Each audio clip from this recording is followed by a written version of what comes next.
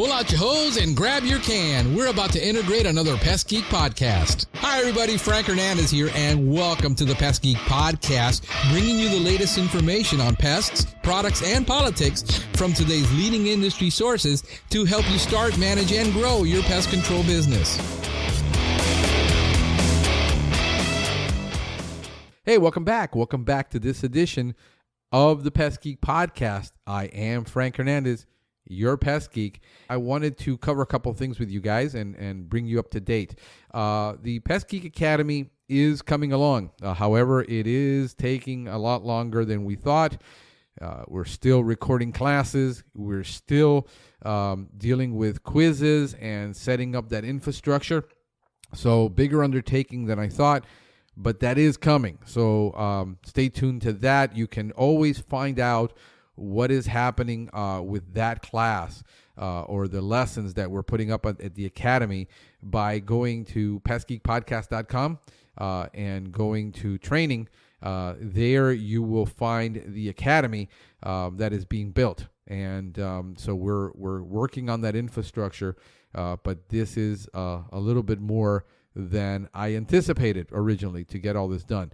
So letting you know about that. Also, hey, if you guys appreciate what we're doing here, you appreciate what I'm doing, what Steven Van Tassel is doing, trying to bring you the best free content and be the world's #1 pest control training podcast that is free.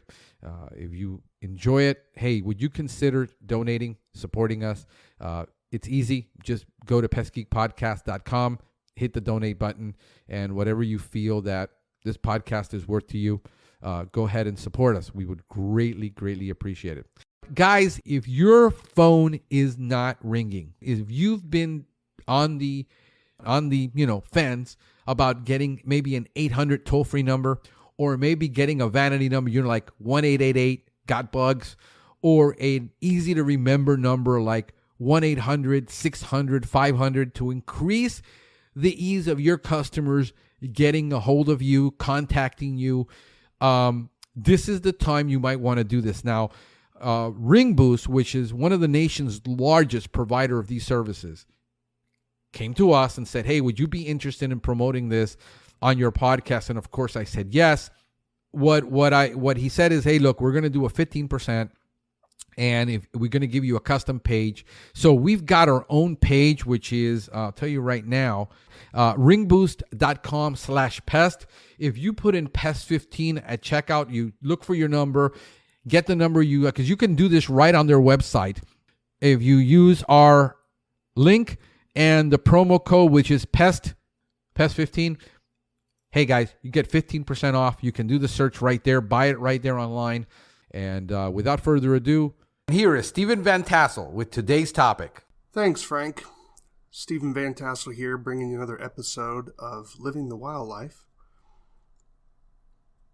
Continuing our session on skunks, and so this week, talking about skunk deodorizing, which is certainly something all of you should be concerned about if you're dealing with skunks, and I hope you are. Skunks are a great revenue source, and they're relatively easy to handle, but if you make mistakes, you will pay for such an event. So why don't we get started? But before I do, I guess I've been told that we haven't been having long enough podcasts. I guess some of you have been complaining that our podcasts are too short. Well, I'm certainly probably guilty of that. I tend to not believe in long sermons. Those of you who know me, that I'm a trained theologian and I preach, so I don't believe in long sermons. But certainly long teaching sessions, but it's certainly, I got to leave enough for the next week to be sure. But I did tell Frank that I would be endeavoring to get out to about 30 minutes for my podcast. So keep your seatbelt on, eyes on the road, and hopefully you'll be listening carefully as we talk about skunk deodorizing. All right. Well, as you all know, skunks have incredibly powerful musk. And there's been some interesting research that's been done in the last, probably 40 or 50 years now. That's kind of clarified some things about skunk essence that you may not have known. One of the things we've learned, of course, is that skunk odor can be smelled at 10 parts per billion. That's with a B, billion. So it's an amazingly powerful thing. So if your client is complaining of skunk odor, you have to evaluate the intensity of that. And that's very difficult to do because they could smell a skunk that was hit by a car up to a mile away. So intensity is going to be important to see if this person just has a really good whiffer, or is it really something that they're handling on their property, or is it something next door? And you'll gain this over experience. Generally, if people are saying they're having trouble breathing and they're coughing and their eyes are watering and they can't stand it, and neighbors, people that meet them are smelling it on their clothes, then yeah, it's probably on their property. Now, it's important to understand about skunk essence that it doesn't leak from the skunk just because he walks by. It's not like Pepe Le Pew. I probably mentioned that in an earlier podcast. So they spray when they feel threatened or when they're sick. I've seen it. Skunks who are experiencing some sort of illness, whether it was rabies or distemper. I was involved in the Mid-Atlantic rabies epidemic that hit Massachusetts back in the early 90s. And so it spilled over. It was primarily in raccoons, but it did spill over into skunks. And so after we demonstrated that rabies was in the area through some testing, the city didn't want to pay for testing of all the animals I was picking up. So who knows what these skunks had. It's possible that some of them may have had distemper or could have been rabies or both. I mean, I don't think there's any reason why an animal couldn't have both. But my point is that sick skunks often can, because they're ill, they just sort of squirt everything else, so they can actually be empty when you arrive. So don't count on that, of course, and so you're going to need to be careful. But skunks only have about up to an ounce of this fluid inside of them, but that ounce is certainly powerful. And as older skunks, a colleague of mine said once, he thinks that older skunks know that they only have a limited amount, and so they use it cautiously, where younger skunks are certainly much more trigger happy, as we say. The skunk essence can temporarily blind people if it gets them in the eyes. It has some acidic qualities to it. There doesn't seem to be any evidence that it transmits rabies. But here's the problem. I mean, if a dog tangles with a skunk, how do you know the skunk didn't bite the dog? So the dog may have been sprayed, but the dog could have been sprayed and bitten. So you're going to have to navigate that issue. So skunk essence or musk consists of several key ingredients. Let's talk about some chemistry here. 6 of which are sulfur-containing thiols. It's spelled Thiols. And that's what gives the skunk essence its primary smell. And again, as I said before, you can smell these thiols at 10 parts per billion. Now, why are the thiols important? Because that is what is reactivated. Let's say you do a cleaning. I'm getting a little ahead of myself here, but I want you to understand this. You may have an incident with a skunk, and the odor diminishes and goes away, and you think you're clear, and then all of a sudden it rains or the humidity goes up, and all of a sudden you smell it again. That's because those thiols, there's some residual thiols there that are interacting with the humidity, so that's perfectly normal. Expect it. Make sure you prepare your clients to understand that. It won't be the same intensity as it was before because it's beginning to degrade and break down, but you will get a little bit of a bump there that people will smell. So let's talk about the theory of what odor is and how it's transmitted, because in order to deodorize, you're going to need to understand the theory of odor control, because there's different ways of attacking odor. And so I'm not going to give you a single way to control skunk odor. I'm going to give you a shotgun or strategies that are going to help you with skunk odor, or deodorizing, I should say. So let's understand the triangle of odor. It's sort of like the triangle of fire. I know that's been changed now to a quadrigon or tetrahedron. But with skunks, we're just going to keep it simple and keep it to 3.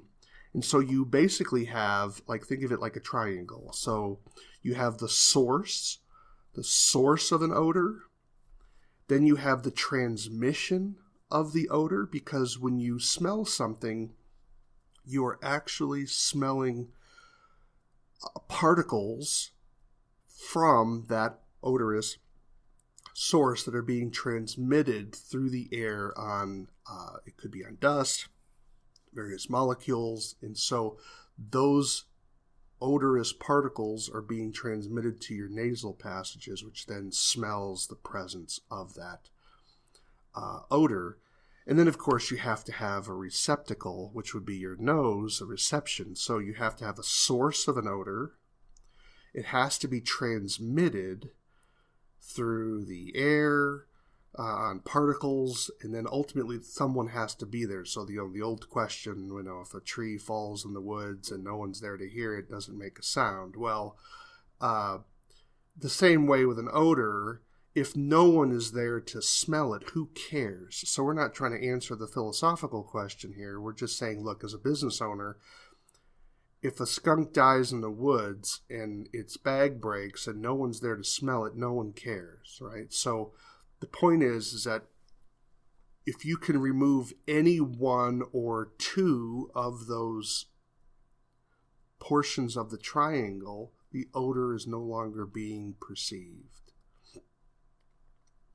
So that means we have various strategies and tactics that can be used to control the skunk odor for your client and get them to a place where they can live with themselves and live inside their house and live in their property. Okay? So again, we have the source, we have the transmission, and we have the receptor, meaning our noses that we can smell it. So let's think about how that goes about. So in light of this, I'm going to list a few strategies here that are going to be used to control skunk odor. And so I'm going to give you 4. The first one would be to encapsulate. The second one would be to break down the chemical nature of the odor. The third is to remove the odor. And then 4th is to dilute the odor. All right, so let's talk about number 3 first, remove the odor.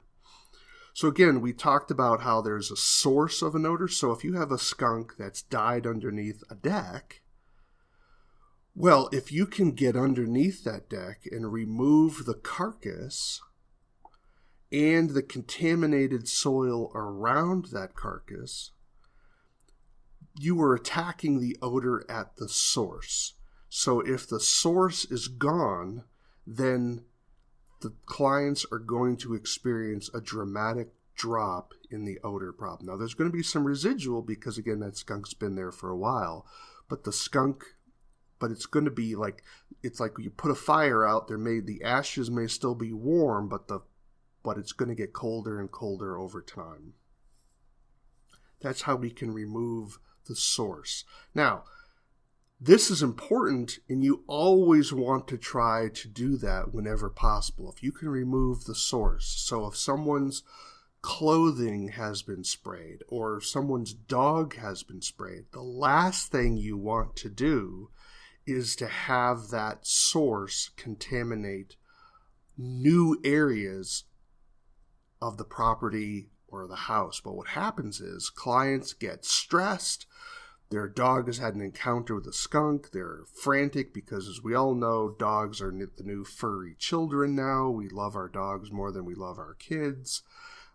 Yes, I'm being sarcastic, but you know that it's more true than it should be.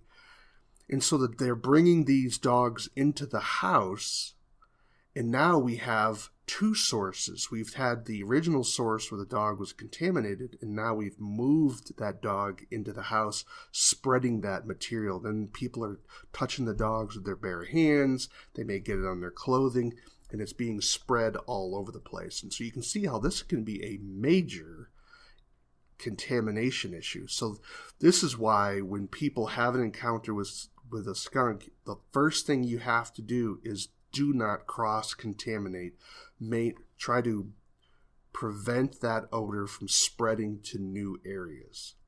Okay?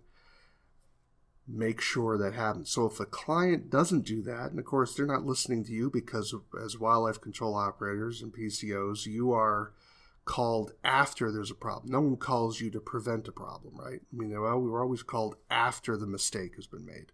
So, but you need to understand that. But also, if your workers or yourself get sprayed, make sure you don't just simply hop into your vehicle, because now you're going to contaminate your vehicles. Because now you have two places you have to deodorize: yourself and your vehicle. Okay, so that's kind of the theory behind that. So that's removing the source and preventing cross-contamination. Another strategy to use to control odor is to encapsulate. Now, if you have a skunk, a dead body of a skunk, and it's making a bad smell, one of the strategies would be to simply bury it deep enough so that those odorous molecules can't reach the air. That's like encapsulating it. Now, you may say, well, that's not very practical. Well, where this occurs, if you're in a situation where, let's say there's an odor that's embedded into the sheetrock. And again, I'm trying to theorize here of a potential scenario. And so it doesn't have to be skunk odor, because this is all odor, right?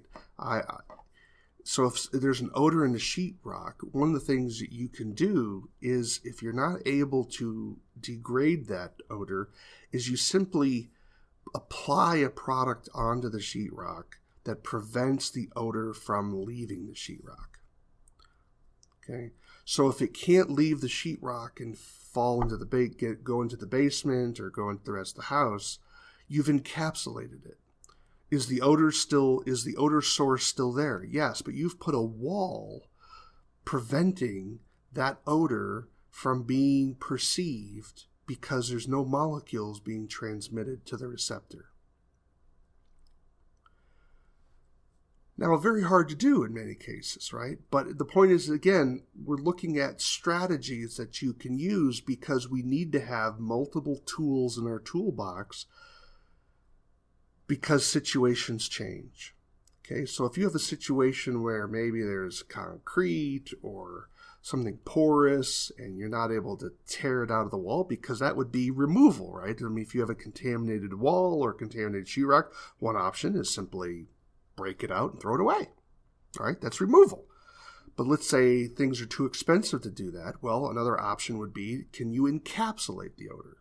Can you put a barrier up to prevent that odor from transmitting? I hope that makes sense. The third option that we're going to talk about is dilution. Now, dilution doesn't make people very happy, because they know it's still there and they still have to tolerate it for a while.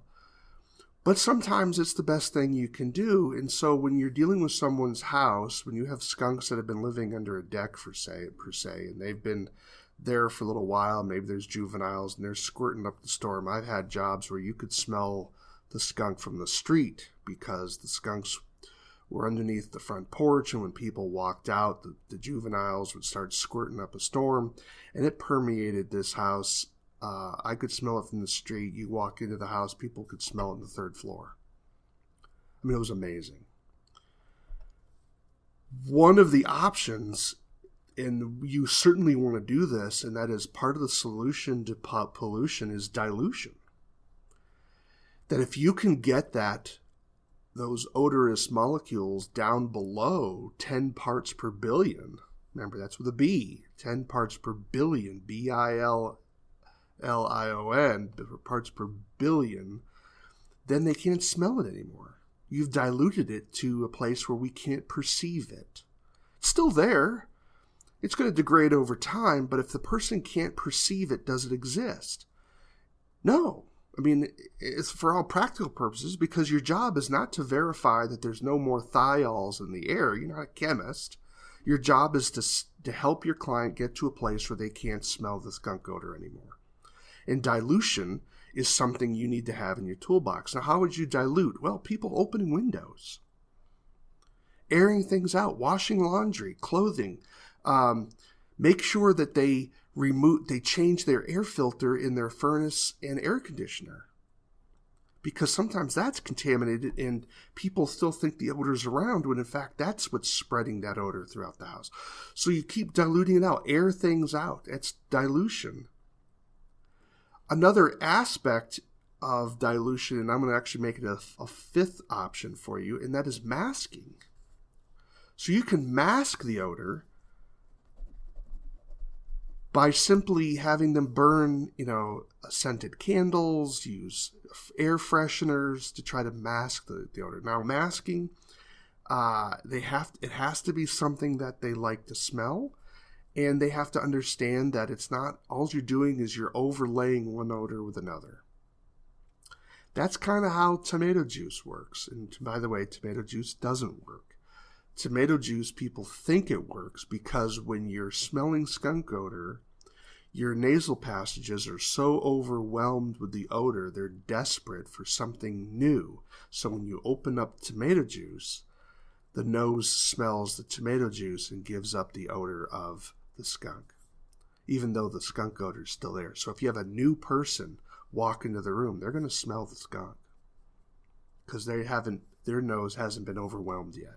Think of it like nose blindness. You may have seen commercials to this effect. Well, a way to understand nose blindness is if you have children or something and the children make certain noises and they do it repeatedly, after a while you train yourself to tune that out where you don't even notice it anymore. So if you have a new person walking into the house and like, what's all that noise? And you're like, what noise? The noise is there. You've just disciplined yourself not to perceive it anymore. Okay? So we have encapsulation, we have removal, we have dilution, we have masking, and then we have breaking it down. Now, breaking it down is when you use a product that actually breaks up the chemical formula of the skunk essence. Now, that is the holy grail, because if you're able to disrupt the chemical formula, then you disrupt its odorous qualities. Okay, but it's rare. I mean, there's not many things that will do that. Okay, but thankfully with skunk essence, we do have some. Okay, so far for the 20 minutes that I've been talking here about, I've been giving you the theory of odor control. Okay, that you have to have a source, you have to have a receptor, you have to have the transmitter. And then I've talked about strategies that you would use to deodorize, which would be to encapsulate, remove, dilute, mask, and break down. Okay, so now that is the theory. So we're now going to move to some of the products that you can use to treat various types of skunk odor. And you say, well, what do you mean by various types of skunk odor? Well, I break down skunk odor into two major categories: spot odor and generalized odor. Spot odor is the skunk that died under someone's deck. You know where the source is. You can point to it.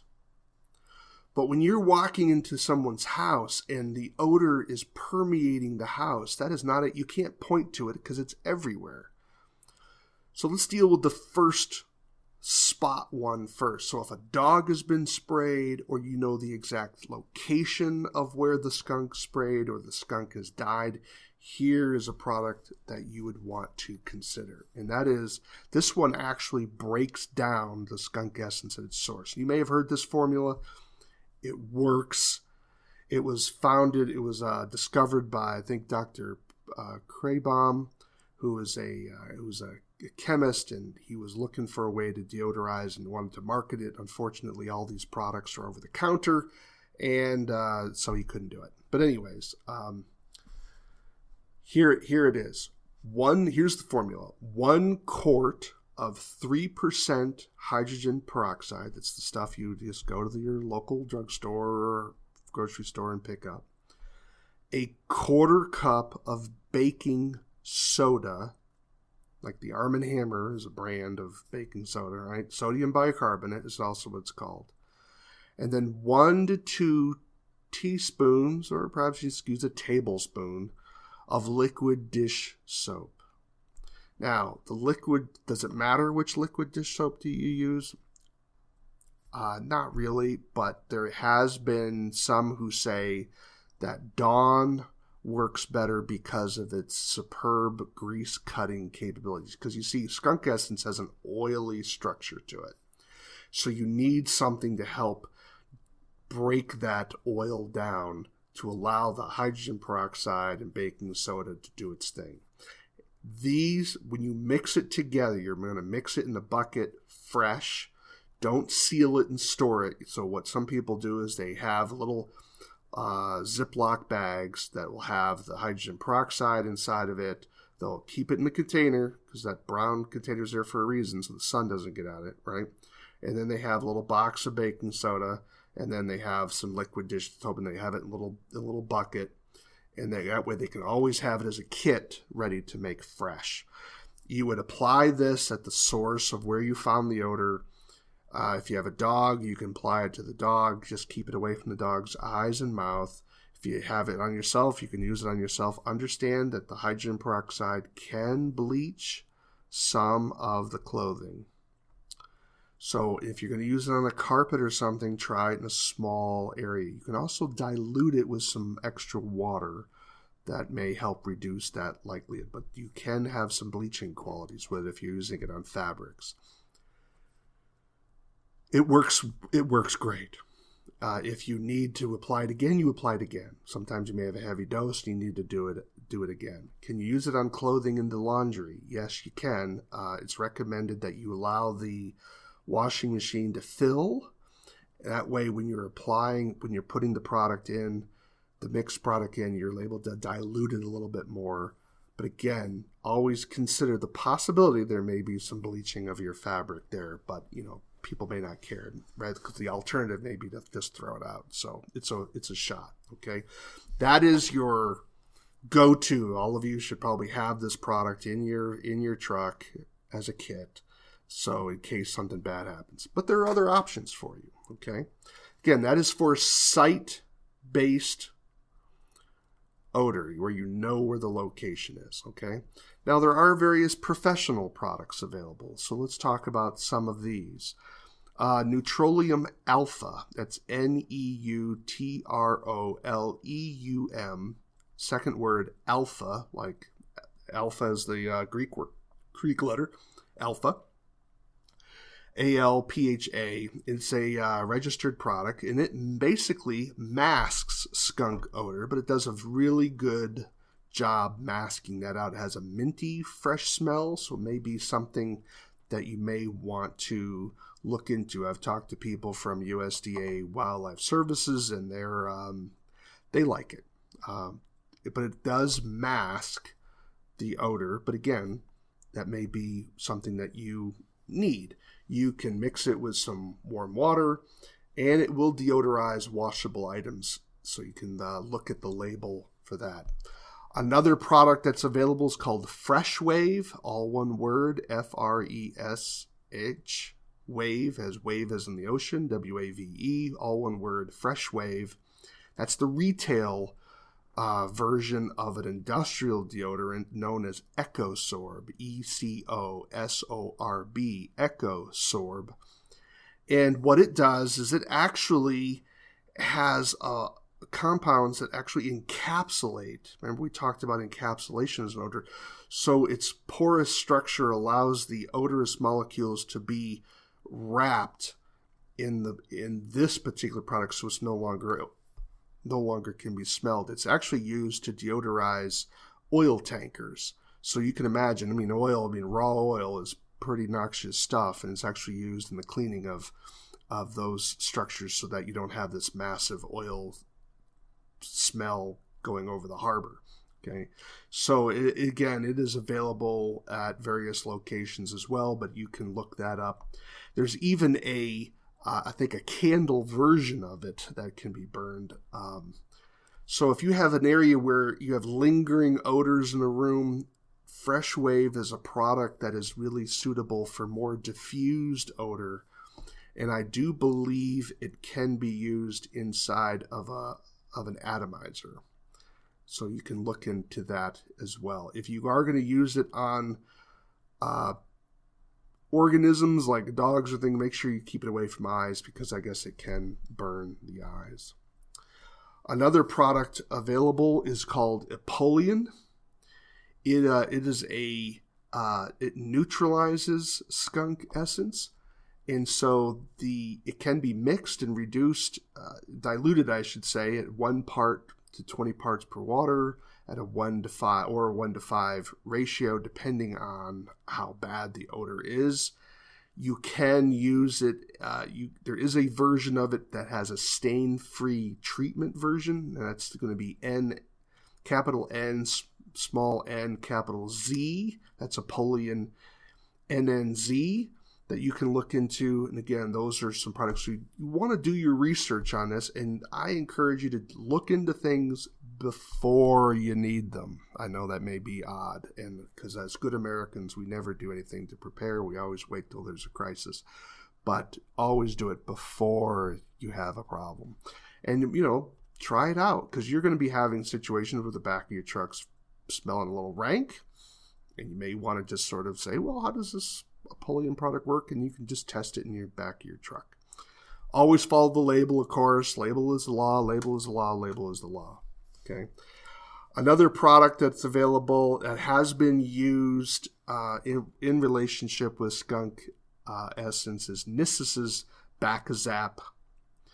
It's a commercial grade deodorizer that uses various products to both mask and encapsulate and degrade organic compounds that occur with skunk essence. Don't use it where there's food.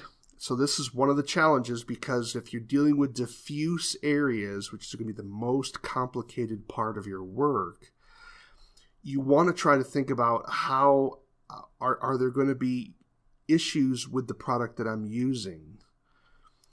Am I going to cure the odor, and then the client's going to complain they have headaches because of what you sprayed? Do you see where I'm going with this? So you want to try to use as little product as possible. You want to keep people out of the house. You want to make sure you're very careful if working around food utensil items. Are they packaged up? So one of the things, you never want to violate the label. Okay, so that's number one. How good is your insurance? Is your insurance able to? Are you insured for deodorizing? Because now you're not just putting bait down in a bait station. You are fogging a room if you're using some of these atomizers. Now, granted, you're using small amounts of chemical here. That's why you're atomizing. Atomizing increases the surface area of the product, allowing you to use less product for better coverage. But all you need is one person complaining that, I've got an allergy now, I have a rash, I've got a headache, I'm not feeling well, am I poisoning myself with this product? So you need to be very careful. So a lot of wildlife control operators won't use any of these atomizable products inside of the living space. They may use it in an attic, they may use it in a crawl space, but many will not use it inside of the living space of a house. You're going to need to make a judgment call on how you're going to do that. I would encourage you to discuss this with the manufacturer, because this is kind of still a moving target, because you may say, well, what does the industry have? Well, unfortunately, the industry doesn't have a lot of clear standards yet. I've tried to create some, but you know how wildlife control operators are. Do they really like rules? Do they like standards? I think you already know the answer to that. So be careful. So check out some of those atomizers. Atomizers are certainly going to be useful. They're going to reduce the amount of product that you're using. You're going to have better coverage, better control. So definitely look into that. I call them atomizers, but they can also be called electric foggers and atomist sprayers. And so there's some really good products available out there. In several of these, you can't use it with the hydrogen peroxide product, but many of your professional products can be diluted and put through an atomizer. Some will actually will tell you how to do that. But certainly atomizing reduces the amount that you're using, and which is always a good thing. Right? When we're using less product, that's better. But don't ignore these other tactics that I've talked about, that is preventing cross-contamination. Can you remove products? Can you remove the odor source? Can you dilute it? Can you mask it? Okay. So when you're going into using an atomizer to control an odor situation, get your ducks in a row, talk to your insurance company, talk to the manufacturer, read the SDS label, read the product label, try to use as minimum as possible, keep people away. Think of it like it's a toxic chemical, even if it's not. Okay, and I think that's going to always err on the side of caution. I'm kind of a nervous Nelly when it comes to lawsuits. I think if more people are, we would reduce a lot of problems in advance. What do you charge? Well, I'm not going to talk about that today. I've already gone over my 30 minutes here, so I've fulfilled my obligation for today. But I hope you found this information to be helpful. Think about the theory of odor control and the strategies that you're going to use to deodorize it, and then check out some of those products that I listed. If you're saying, Stephen, I couldn't get all this down, here's what you do. Just Google my name, Van Tassel. That's V as in Victor, ANTASSEL, Van Tassel, all one word. There's very few of us in the world. Van Tassel. Van like the truck, tassel like graduation, all one word. And then Skunk deodorizing or Skunk odor. Put those 3 words together, Google it, and my publication will come up, and you'll have it all in print for you, and it'll get you started on the way. I'm sure we're going to be learning more. Love to get some feedback from you in terms of your experiences. Would be appreciate to get it. You can reach me at wildlifecontrolconsultant@gmail.com. Would love to hear from you. I'm Stephen Van Tassel, Wildlife Control Consultant, hoping you're living the wildlife and making money doing it. Back to you, Frank. Thank you for listening to the Pest Geek Podcast. If you have enjoyed the Pest Geek Podcast, please give us a rating, write a review, or subscribe to the channel. You can join the Pest Geek Society by visiting pestgeekpodcast.com. Thank you for listening. See you next time.